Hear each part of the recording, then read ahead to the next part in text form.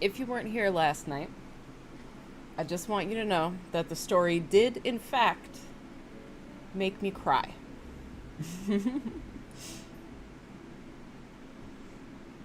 I managed not to choke up while I was reading the parts that were making me cry, but I was in danger that whole time. So I believe this is the epilogue that we're going into.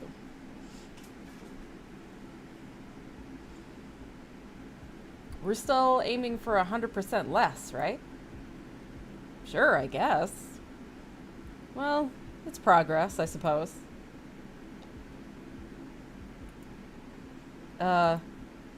Maddie?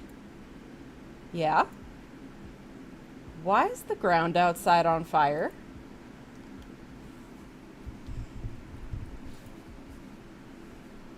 Oh, the fuck is this?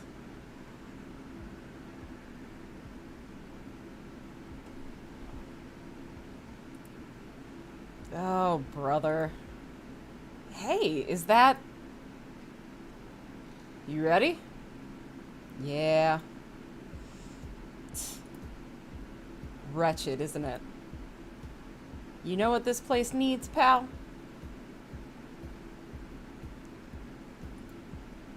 Tell him.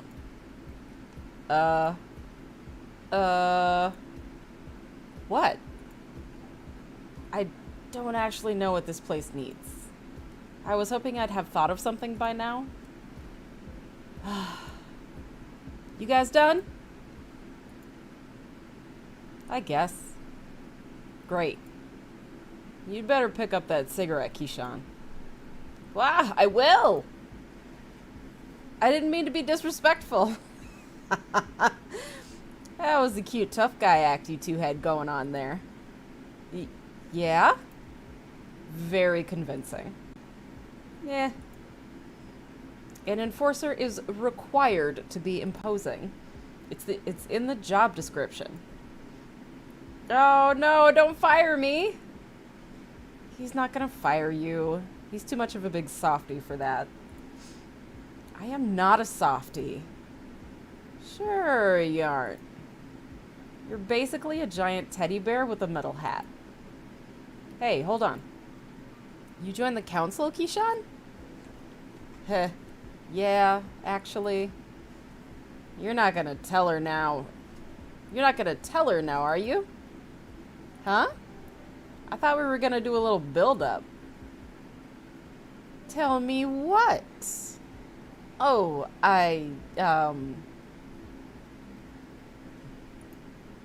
Too much pressure! Tell me, you weasel. Don't be rude. Necromancer baristas are required to be mean to council staff. It's in the job description. He's done a good thing for you, you ought to know. Oh, well, in that case. What's up, bud? Come on. I can't handle the suspense. Well, last night we ended up in the archives. The council archives. Keyshawn went in with a particular goal and dragged me along. Hey, you didn't protest that much. Anyway, you might want to sit down for this. Okay.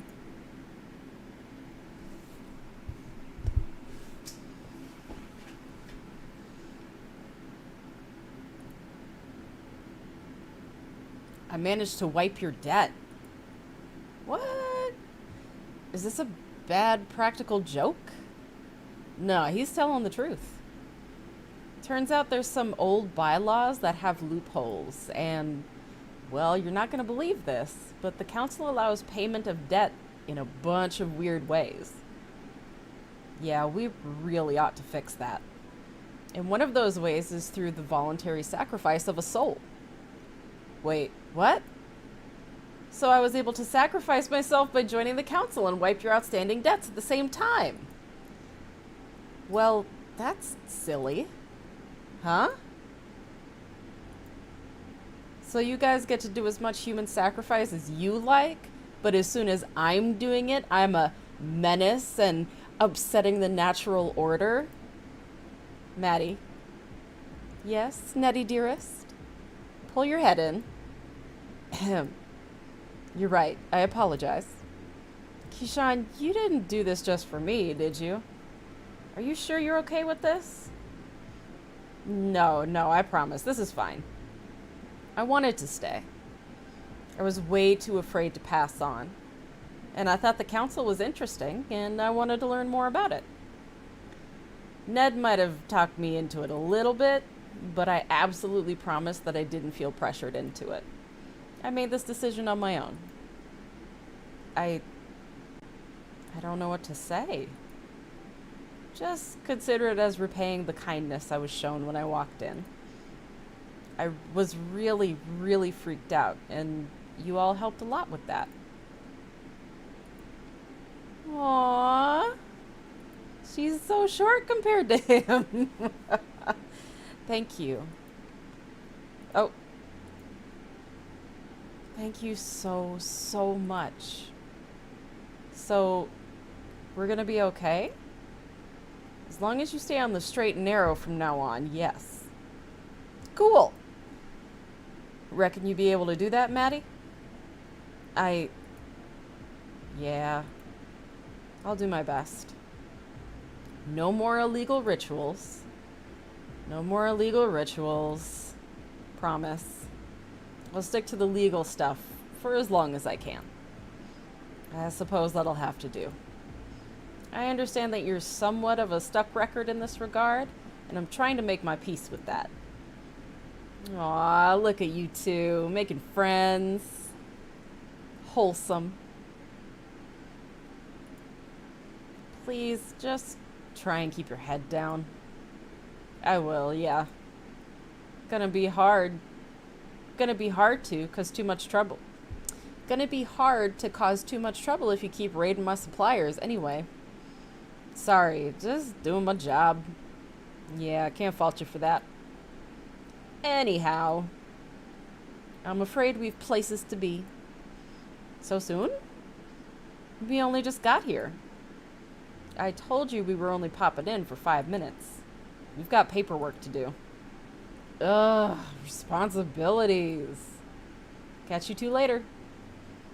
Thanks again. I appreciate it a lot. You're welcome.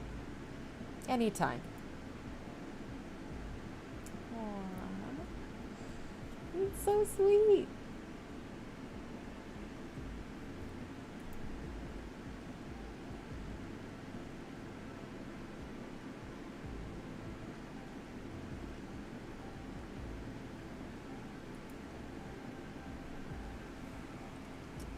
Curious.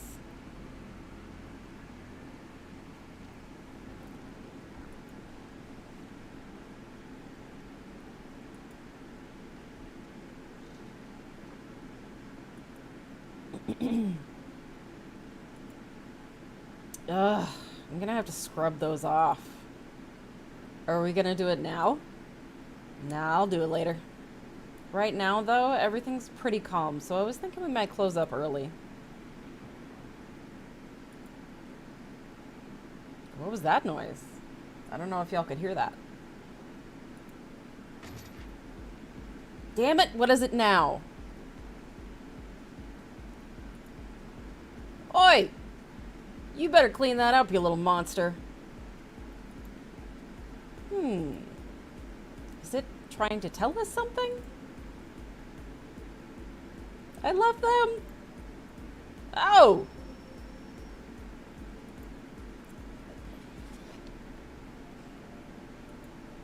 Hey, watch it. What's going on? It's a plant? What's with the envelope?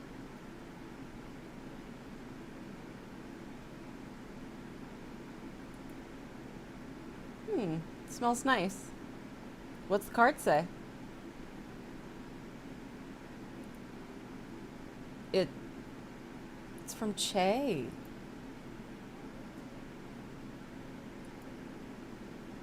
The time for regrets and apologies is long past. All we can do is look forward to the future with a smile on our faces. Don't obsess over what could have been. Please. I know you're gonna do great things, and you don't need my help for that. This is my last gift to you, my apprentice. You kept saying you needed this, so I went out and got it. I think that even though some people claim to be ready for what lies next, everyone wants a little more time. No! You made me read a pun so sincerely. Shay. Hey, are you okay? That bastard couldn't resist playing one last joke on us, could he?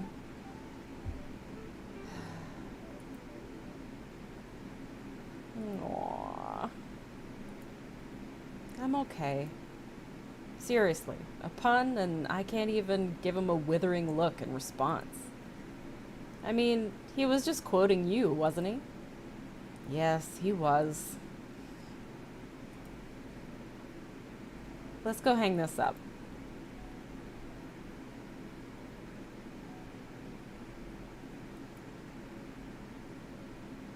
Aww.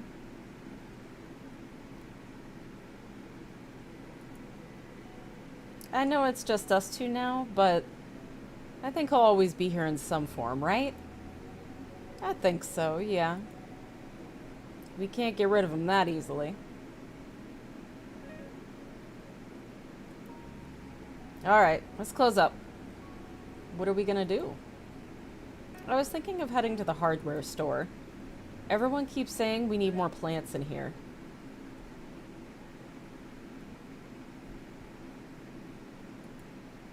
Why stop at one?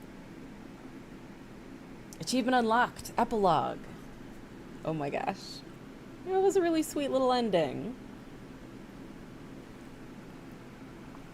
Okay, extra story. As I understand, Walking to the Sky was released like a few days ago.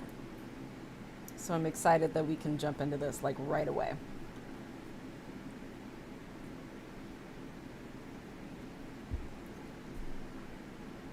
Oh, who's this?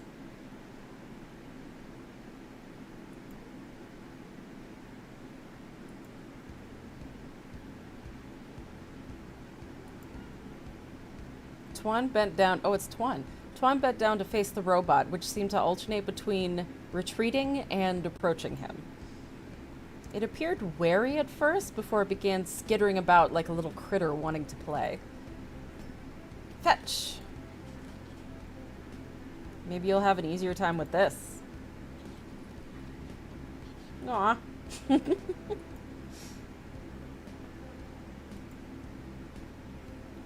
The thrown hex nut bounced away to some unseen corner, and Tuan began to look for another loose object to throw. He ran his hand along the shelf and found a weird washer shaped more like a thin cylinder than a typical washer. Catch! Aww. Tuan was a bit disappointed to see the bot go. The bot did seem like a social animal that was probably interested in seeing what other people in the cafe might be willing to play with it. Sorry, that was a weird cadence. The bot did seem like a social animal that was probably interested in seeing what other people in the cafe might be willing to play with it, so he didn't take its departure personally.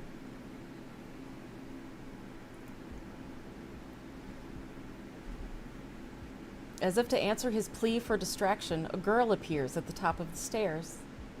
Hey. She spoke in a manner that acknowledged Tuan's presence, but was uncertain of what else to say. She quickly broke eye contact and her eyes started scanning the floor, as if she was looking for something. Tuan, feeling awkward and unsure if he should say anything to the girl, turned to the shelf and looked at the books furthest away from her. Clearly, the girl had come upstairs looking for something, though it seemed that something wasn't a conversation with Tuan. For a moment, he found himself imagining what it would be like to have an excuse to talk to her. He just wanted a chance to get to know her better. But, of course, he had to be realistic. He didn't have the initiative to approach a girl like her, nor was he sure of what else to talk about. She was too determined, too focused on whatever she was looking for to tolerate being distracted by conversation with a stranger.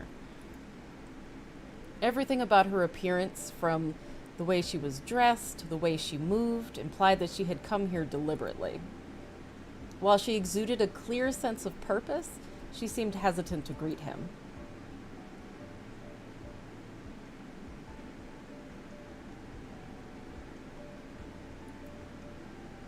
Hey. Yeah? I was just wondering, did you happen to see a ring here? A ring? Like a... Oh, like a ring. Yeah, I think I took it off and left it here somewhere. No, I don't think I remember seeing a ring that looked like that. Tuan realized the girl hadn't actually described the ring to him, apart from telling him it was the sort that one might wear on a finger. Are you sure? It was just a metal band. No rock or etchings or anything. A metal band? Not like a Metallica kind of metal band, but, you know, like a piece of jewelry. Tuan suppressed an urge to get into a, well, actually, argument about heavy rock versus metal and which side of the divide Metallica fell on. You mean just a metal ring? Yes, I'm looking for a metal ring that looks like a metal ring. Something that sort of looks like a washer, but with the sides curled inward? Yeah, something like that. Tuan felt the color drain from his face as he recalled the washer that he had thrown to the bot just minutes earlier. Yeah, I think I saw something like that. There was a little bot running around here playing with some small metal objects. I think one of them was the ring you're looking for. Oh, great. Is it... Oh, you don't need to... It's no problem. I mean, it's probably easier for me to look around where I saw it than try to describe it to you. I could swear it was just around here. Tuan recalled the bot had run away with one of the items he had thrown earlier. He spotted the hex nut and screw that he had tossed out still lying on the floor, but the ring was nowhere to be seen. Sorry, I think it may have run off with it. Oh, you don't need to apologize. I mean, it's not like it was your fault, right? Yeah.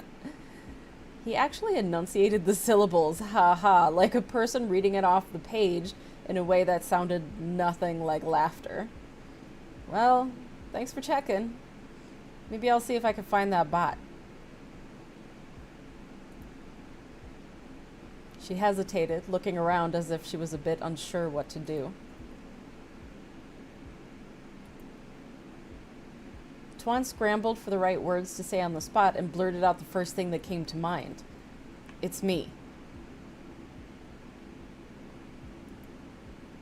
I'm sorry? I mean, it's me that's going to help you find that ring. Oh, that's really not necessary.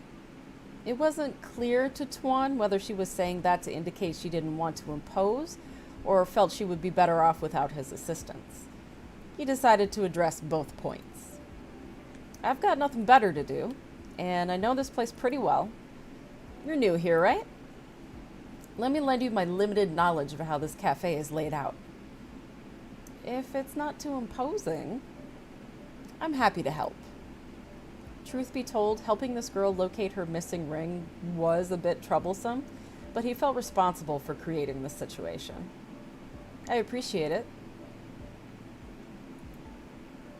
By the way, I don't think I got your name. I'm Tuan. Hi, Tuan. I'm Hannah. Oh, it's when they first met.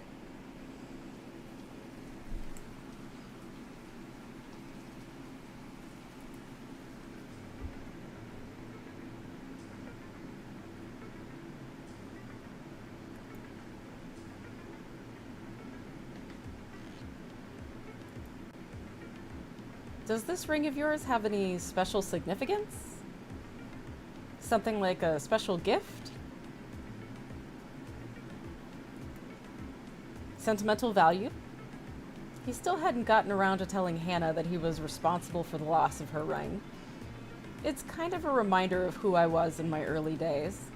Just a personal effect. It was part of my whole goth phase.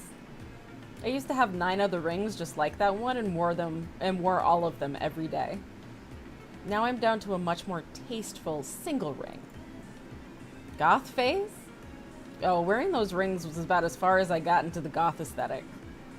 I don't think my limited makeup budget would ever allow me to go full goth. I guess I was sort of drawn to it during a brief stint where I had an obsession with death. This also coincided with the time in my life when I wrote a lot of really bad poetry. I guess that makes me pretty weird. I don't think it's weird. And besides, it would be pretty hypocritical for me to judge you based on that. I was never goth, but if you've ever been to an emo concert, you might have seen me in the crowd. I appreciate the sentiment, but how do I know that you're a good judge of what's weird and what's not? After all, most normal people don't go to emo concerts. Well, the lion's share of bad poetry is probably written by teenagers. So you're definitely not alone. Speaking from experience, do you have an old live journal of shame I should look at for proof? Why? Why does this game insist on stabbing me in the heart like that?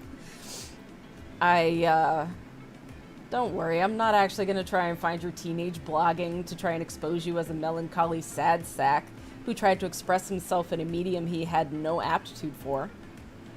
Cripes, that's a fate I wouldn't wish on anyone. Keep it buried, hidden from the world, never to be discovered. I don't think it's all that bad a thing to have written bad poetry.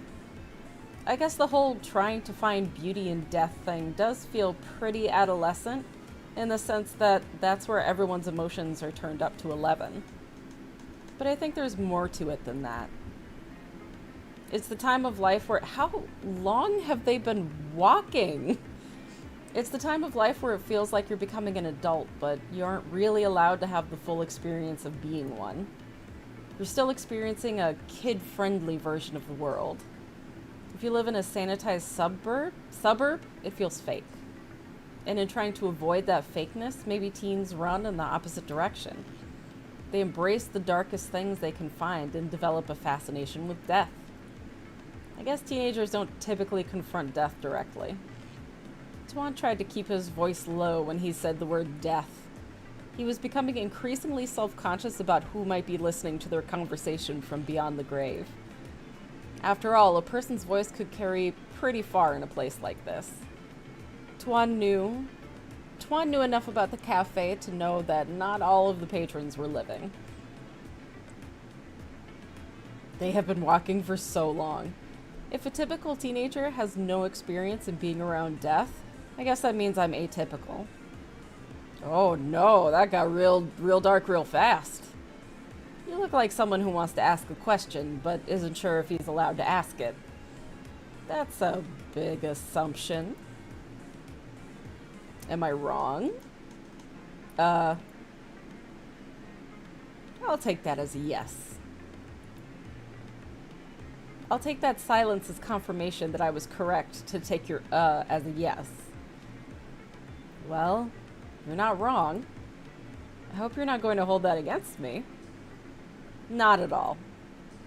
It's kind of mutual. You're not sure if you're allowed to ask, and I'm not sure if I'm allowed to tell. You're definitely allowed to tell. I mean, I don't mean to sound overeager when I say that. You're allowed to not tell if you don't want to tell, so you don't have to treat it like a question that needs to be answered. Thought I heard a cat meow. Not at all. It's kind of mutual. Wait. Oh. I went backwards. It's not a question, but it sounds like an invitation. Exactly.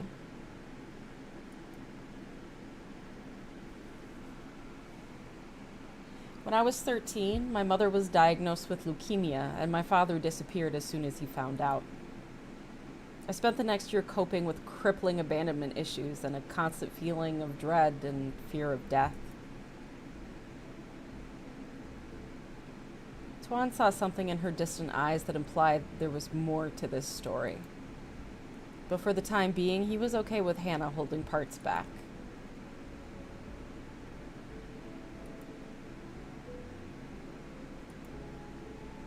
That's heavy.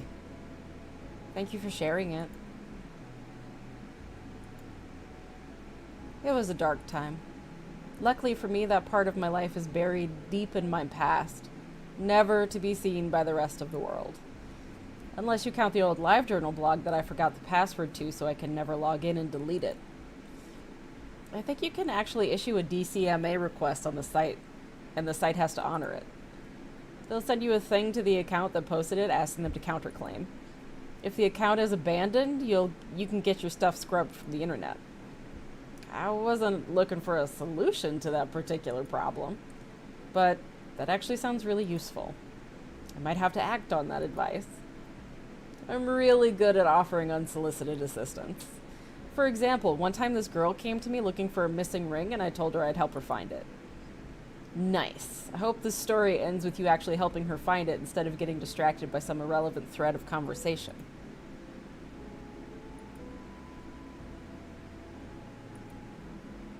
I don't remember exactly how that story ended, but I think the big turning point might have been when he decided to study the bookshelf. A bookshelf just like the one we're standing in front of? Just like this one, in fact.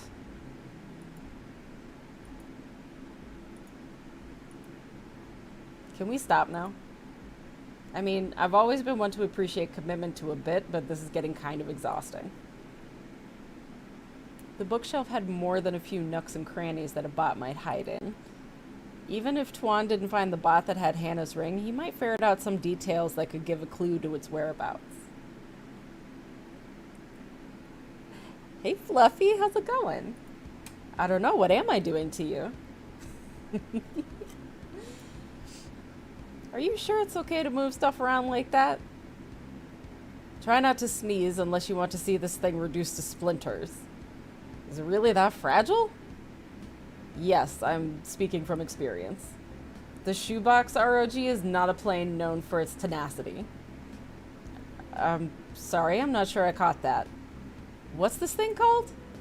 The shoebox ROG, short for Rise Off Ground. It's a classic, capable of self-sustained indoor flight for up to 40 seconds. Are you an expert on every model that's on these shelves? Nope, just the balsa wood airplanes. I am doing very well, thank you for asking. I hope you're doing okay too. When did you become such an expert? Summer camp. It's a subject that's immensely fascinating to 12-year-old boys who then carry that obsession to their grave. And here I am thinking that I'd missed out on something important by never going to summer camp. Actually, you kinda did. I'm sure that the physics of a rubber band powered airplane... No, I mean the other stuff. I'm not a big fan of archery or volleyball either. You really think that the reason people carry summer camp memories with them their entire lives is because the curriculum is so well formed? I guess I always figured that learning how to fish or shoot a bow and arrow was meant to be a delightful experience. Sadly, it's something the rest of us non-summer camp-going plebeians were doomed to never enjoy. I never went. I never went to summer camp. This game seems weird. What is a Necrobarista? So, I finished the main game of Necrobarista. We're actually playing a DLC story that I feel like is kind of wrapping some stuff up. But the main story is about a cafe where the dead can spend their last 24 hours on Earth before they have to move on to the next plane. And following different characters and, their interpersonal stories. And I almost cried yesterday reading the end. That's not true. I did cry yesterday reading the end. I didn't choke up while I was reading. The bows and arrows are probably the least interesting part of the archery station. The fun part is going to the archery station during your free time and running into a friend and saying, "Hey, I haven't seen you since breakfast." Breakfast is a really important part of the summer camp experience, huh? Well, yeah, kind of is. This game got really intense at one point, and I had to like act it out with my words. It was very intense. Well, yeah, it kind of is. And probably the most common one since everyone eats breakfast at the same time in the same dining hall. Funny. And here I was thinking that I was having fun with my friends when all this time we could have enjoyed a much more enriching experience. Hi, Lando.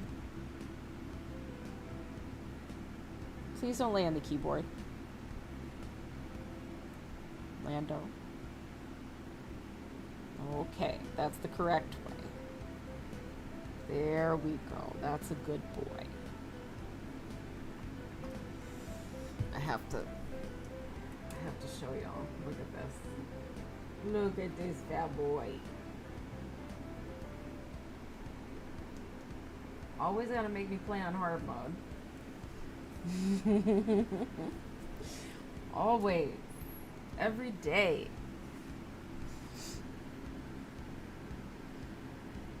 Oh. He usually lays right on the keyboard, but I think I'm teaching him that that is not okay.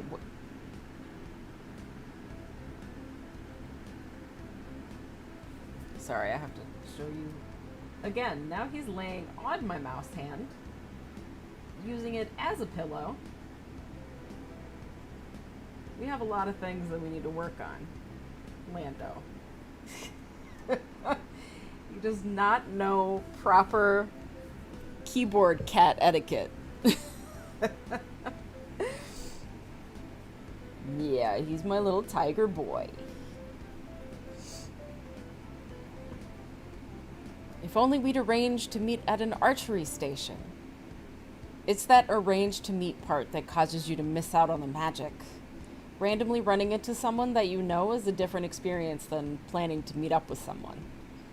There's no replacement for serendipity. And so you bring your friends to summer camp so that you can have these serendipitous encounters with them? No, I didn't know anyone the first time I went. So how did you serendipitously encounter all of these friends? You make friends while you're there. Sounds like hard work, starting from square one. Actually, it's not. The thing about summer camp is that you make friendships with people who you know won't be part of your life after several weeks. You meet lots of people, spend a short amount of time with them, and then in all likelihood never see them again, unless you go to serious lengths to stay in contact. And that's the fun part. Knowing that whatever friends you make, you'll be separated from them. Yeah, in a way. When you only have a short time together, everyone is really all about making the most of that time. Anyway, it doesn't look like it's here either. Good news is there's still lots more ground to cover. That's good news? I'd prefer it if our search radius were a bit smaller. Well, it would be really bad if we found out we completely searched every place it could be and hadn't found it, right? Plus, if there are any random items lying about here, you'll probably be able to see them right away. No need to dig around.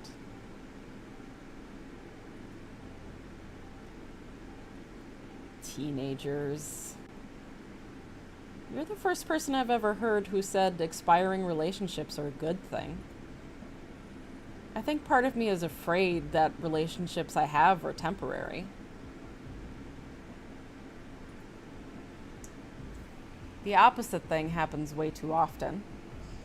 You see it happen whenever someone moves into your neighborhood. You have those moments where you discover that you have new neighbors and it's like, oh, we should have them for dinner sometime. Sometime gets defined as next week and next week becomes next month. And you put it off more and more until eventually you You never took the time to really get to know them and form anything resembling an intimate emotional relationship. There was never a sense of urgency. There are people in your life who are just sort of always there, and because you never think about the day they'll leave, you never spend time to enjoy those moments you have together. The best friendships I ever made were the ones that came with an expiration date. You've thought about this a lot. Yeah, I guess I have. Is that why you enjoyed going to emo concerts? A live show seems like a good place to make a friend, spend several hours with them, and then never see them again. Concert going was not a regular thing for me. In fact, it was kind of a one-time thing. Music is usually a deeply personal experience for me. I still have the Fall Out Boy album that I would listen when I was in year 8 every night as I cried into my pillow. Oh, the music was that bad, huh? I was brought to tears because the lyrics made me realize the pain and futility of my own existence. As an 8th grader, a lot of my adolescence was filled with this vague feeling that nothing meant anything. Times I spent listening to that album felt like staring into the abyss and facing that reality directly. Musically, I found the album to be quite enjoyable. Oh, good. Because if you were taking a shot at Fall Out Boy, we might have to trade blows. But that still leaves us with the question of why you kept going back to that album if every single night it made you realize the pain and futility of your existence. I actually enjoy burying my face in my pillowcase and loudly sobbing as I'm overwhelmed by a creeping feeling of existential angst. I get that some people enjoy a good cry from time to time, but I think you might be the first person I've met who actually embraces existential angst. No, you misunderstand me. I said enjoy burying my face in my pillowcase and loudly sobbing as I'm overwhelmed by a creeping feeling of existential angst. That's the name of the 3rd track on the album. Stop. See, I never listen to full albums, so there's no way for me to tell if you're lying or not. A lie is a false statement intended to deceive. If your intent is just to entertain, then you are not a liar. That just makes you a storyteller.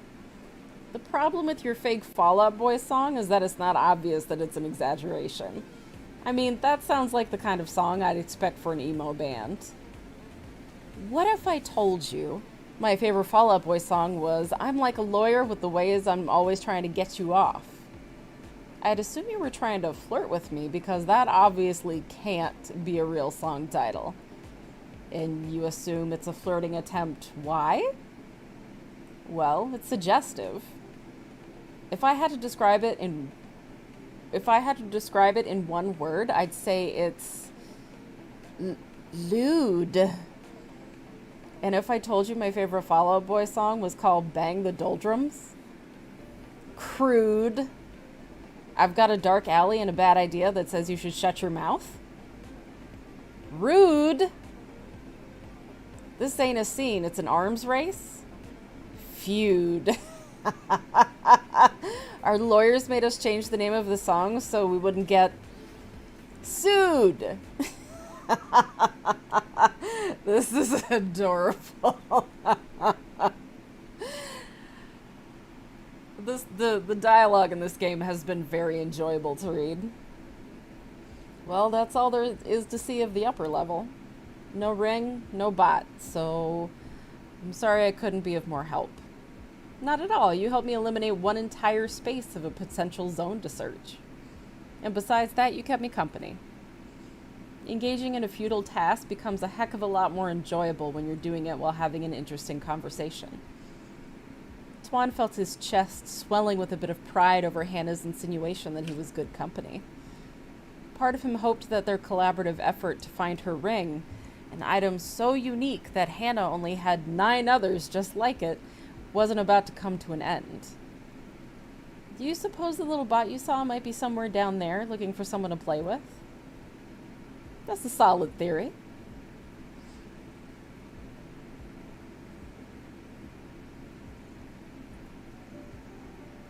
Lando. You gonna come with, or are you done searching for now? I was just thinking that if you're gonna check around downstairs for a moving robot, we might be able to get a better fix on it from this vantage point.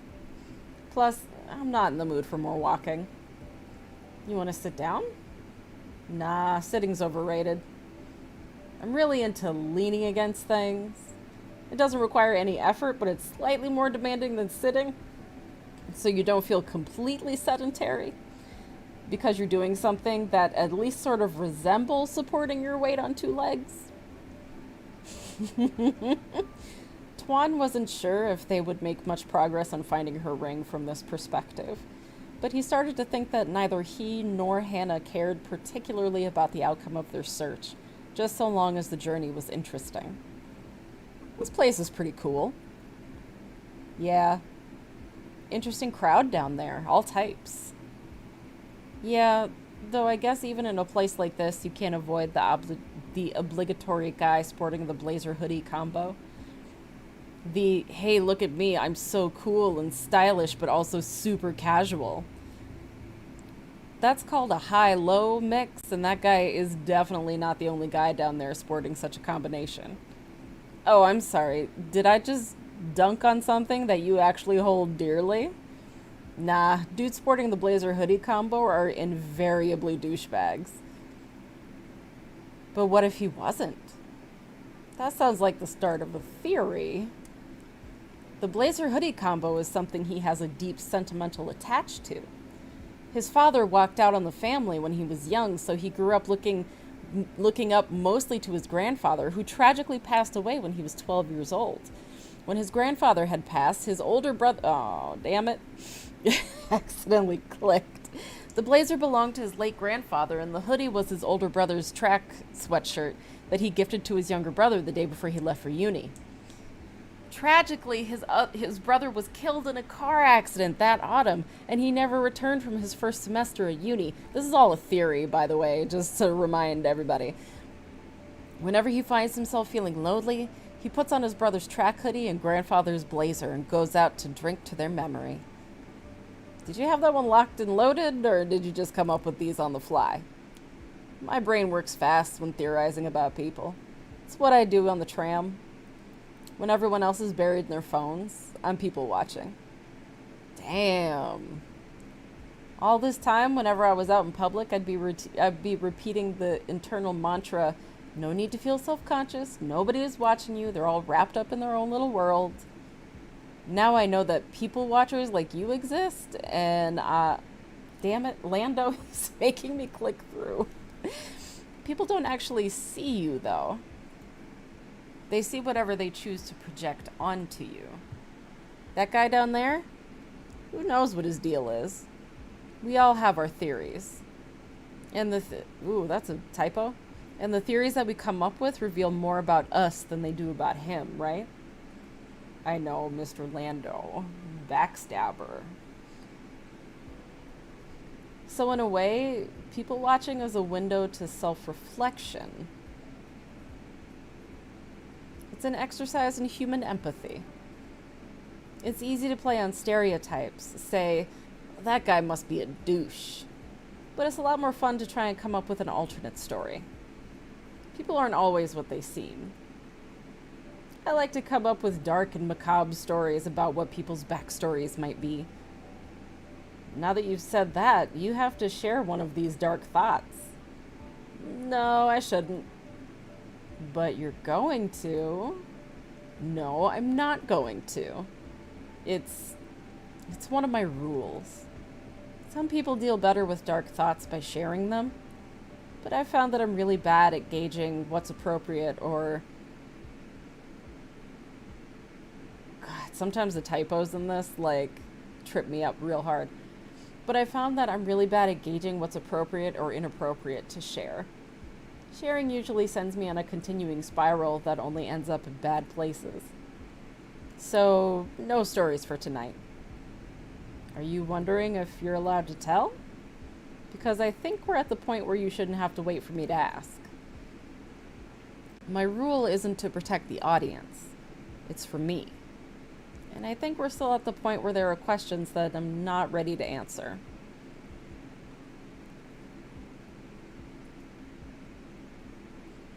That doesn't mean I'm bothered by you asking. I mean, there are always going to be topics that aren't on the table. But you won't know until you ask. I think it's great that you think that. And here I was, thinking I'd ruin the mood. It's okay for the mood to get somber. When the mood gets dark and serious, that doesn't mean it's ruined, right? After all, some people like it dark. You like it dark? Hey, you can't have light without darkness, right? Sometimes you need to get somber and serious to make yourself enjoy the good times more. Good thinking. That's why I start every day by slamming my head against the wall. So that way I'll feel good when I stop. Why'd you move away? Come back. I grew up north of Brisbane. Do you know what the weather's like there? Nope, but I do know that I like talking about the weather to get away from unpleasant topics. It's downright tropical. No bad days, good weather all year round. But there are so many days when it would be gorgeous out and I'd go by the local park and see nobody out. Yeah, this whole thing takes place in Australia. I believe the setting is Melbourne.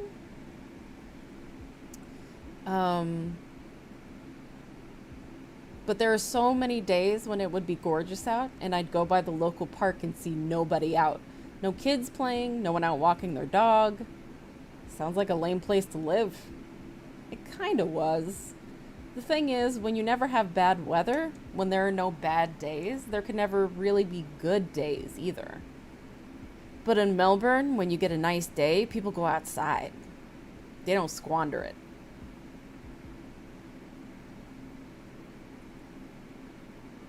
And that's the case for dark and melancholy conversation? Pretty much. I mean, if everything's at a 10, it may as well be at a 1. You need range in life. I'm not so sure. I think I'd be fine if I only ever saw the happy parts. Oh, we're playing checkers now. It feels like a paradox, doesn't it? The people who seem to be the most obsessed with the pursuit of happiness seem to be the most unhappy and unfulfilled. Well, yeah. That's why they're so obsessed with pursuing happiness, because they don't have it. But there's a reason that people go to horror films. I don't think the opposite of happy is sad. I think maybe the opposite of happy is emptiness or a general lack of feeling. You know, clinical depression isn't about feeling melancholy all the time, right? It's not about a feeling of constant sadness so much as feeling a constant, well, nothing.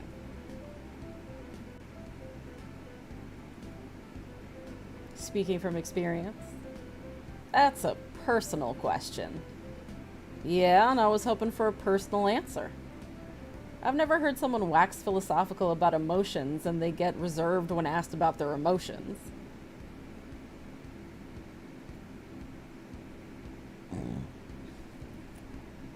A medical condition goes a little beyond the realm of talking about emotions. Let's just say that I'm no longer taking medication to treat clinical depression. No longer taking it as in you were taking it at some point. Yes, that's what I was trying to subtly imply before you explicitly pointed it out. Got it. Let's dance around things indirectly. That makes for good communication. Now you've got it. Innuendo is what makes conversation fun, if you know what I mean. That's cute. If you know what I mean. Tuan was grinning widely when he delivered the line, but a silence followed. For a brief moment he was worried if he had said something wrong, but an equally wide grin on Hannah's face told him that it was okay. Once the initial panic had passed, Tuan found that he actually liked the experience. Although he worried that the silence would grow uncomfortably long, part of him wanted to continue living in that moment. You enjoy talking. Is that a complaint about me hogging the conversation? No, not at all. It's just you're a bit more expressive than you came across when I first approached you. I was conditioned to be meek from an early age. What you're seeing are the results of an extensive deprogramming effort. That's funny. I guess I can kind of see it, but I didn't want to assume based on... She trailed off, seeming a bit unsure of how to phrase her thought diplomatically. If you're feeling squeamish about making assumptions based on my ethnicity, you can rest assured that your assumptions are probably correct. You can probably deduce everything you need to know about my childhood from what you know about the kinds of expectations that Asian parents place on their kids. For some, meekness comes naturally. For me, it was a learned trait that came from growing up in a household where being well behaved was synonymous with being quiet. It's okay. We can say Asian. Okay. Hi. What are you doing? You stop that. Funny, I'd never really thought about that part of it. When you talked about the expectations of Asian parents, I was thinking more like scholastic and academic achievement. Oh, you can trust those assumptions as well. Like many immigrant parents, they want their son to be more successful than they are. But my mother was an MD and my father was an OD, and it's kind of hard to figure out what's supposed to be one level above that, let alone achieve it. What's an OD? Doctor of Optometry. It was a big disappointment to my mother's parents, who were hoping their daughter would go for an ophthalmologist instead. Sounds like he really let the family down. I know it sounds like I'm saying it in jest, but let me tell you, whatever perceptions you might have about familial strictness, in my family, they're stricter. Like, graduate second in your class and then get a remark from your mother at graduation that you could have been first if you'd hit the books a little harder. That level of strict.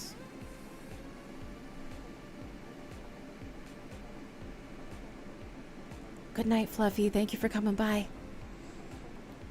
Yeah, it must have been... Lando. My mom never said anything like that when we were driving to chemotherapy. Oh! Doing all right there, Twan? Unfair. How about we stop playing the game of compare hardships since I'm never going to win that one? What do you mean you don't want to spend time dwelling on the least pleasant parts of your personal history? Come on, dredging up childhood traumas is everyone's favorite hobby. Where's your sense of despair? Well, I do know some people who pay by the hour to dredge up childhood traumas. Alright, consider this a free therapy session. From now on, we only talk about happy things. What do you think about cats? Hate them. What? That makes two of us. What? I hate you both. So much for happy thoughts. They are happy thoughts, though. I like the image cats evoke. As a concept, cats are great. But as beasts, they're vile, spiteful, wretched creatures. That is 100% not true. That is 99% not true. That is 95% not true. I'm glad we're on the same page. Disliking cats, probably the most unpopular opinion I have. Yeah. Tuan enjoyed the easier rapport that seemed to have quickly built up between him and Hannah, but it almost made him feel an unease deep within himself. The thought of finding something precious and losing it filled him with panic. That sudden fear of loss stirred inside him, growing stronger with every passing moment, until he found himself physically trembling, his fingers losing their grip. Lando, I gotta move you, okay? You did a very good job practicing. Now you gotta hit the showers. Good job.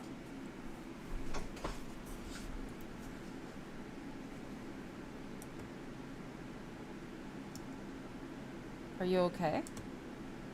Yeah, I just felt a bit uneasy on my feet.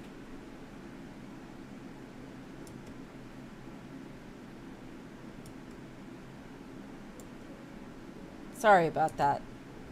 This place, well, it's not normal. You can say that again. This place definitely isn't normal. Tuan felt himself lying as he said it. No, Lando. No, baby. The truth was that the feeling of anxiety physically gnawing at his body. This cat is being so chaotic right now. There you go. The truth was that the feeling of anxiety physically gnawing at his body were frequent occurrences he had dealt with since his early teenage years. They were hauntingly normal for him.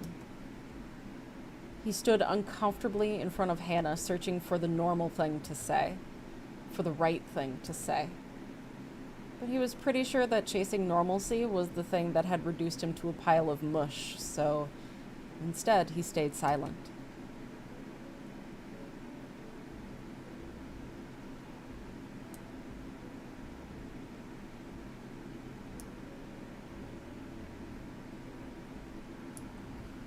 Oh, yeah, that's fine.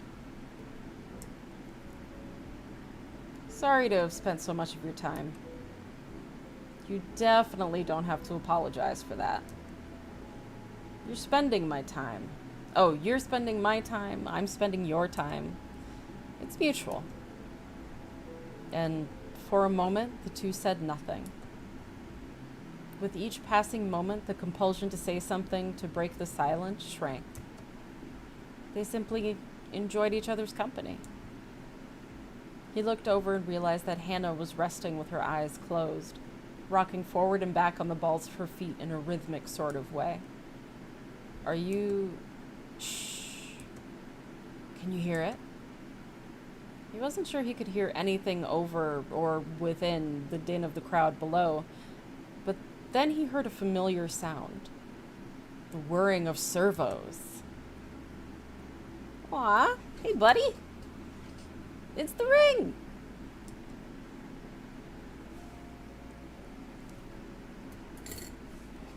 Lube up my lips here, just real quick.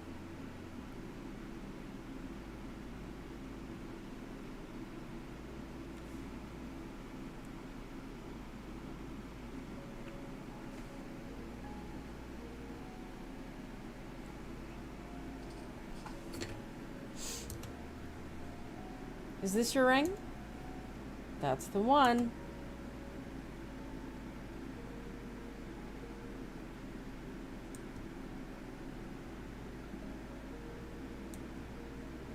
I love how she's slightly taller than he is. Great. Now you can get back to what you were doing. Yeah. Great. Well, see you around. See you around.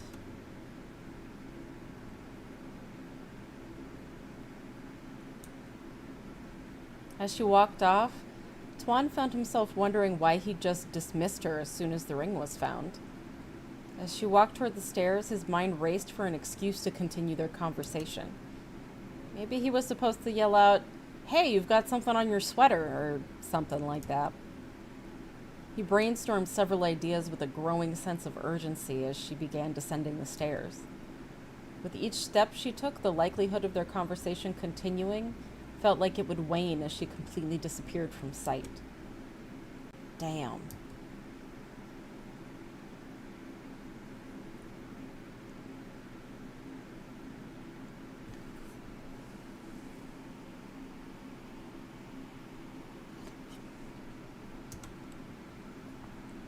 Tuan had spent enough time playing darts by now. The grip of the dart in his hand began to feel natural, like holding a pencil. It was easy to become so wrapped up in the game that he completely lost track of time. Everyone seemed to be preoccupied or otherwise uninterested in conversing with a teenage boy, so he turned back to the dartboard over to the wall to retrieve his darts. Playing darts was something that had started as a distraction, something to keep himself busy during the moments when there was nothing else to do. He also figured that it looked a great deal less awkward than burying his face in his phone, which was his usual go-to in place where he actually got service. In both cases, Tuan's behavior was guided by the thought that if you look like you're focusing on something, observers tend to pay no heed to the fact that you're by yourself. The more he practiced, the more he grew immersed in the activity. Over time, it became less of an escape from a potentially awkward moment and more of an interesting way to challenge himself. Despite the practice, his skills didn't seem to be improving much. He wasn't on a path to self-improvement.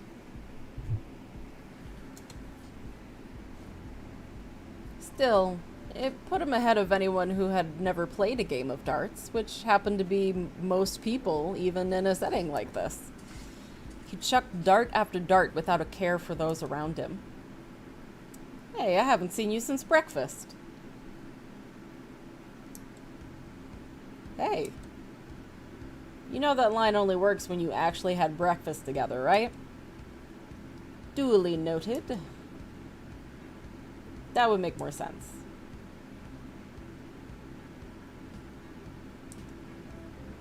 You like playing darts? Only when I don't have the company of others to keep me occupied.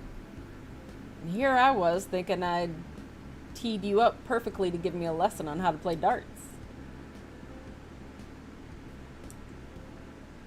You probably don't want me teaching you how to play darts. I'm not very good. You have me fooled. Looks like you just got 2 consecutive bullseyes.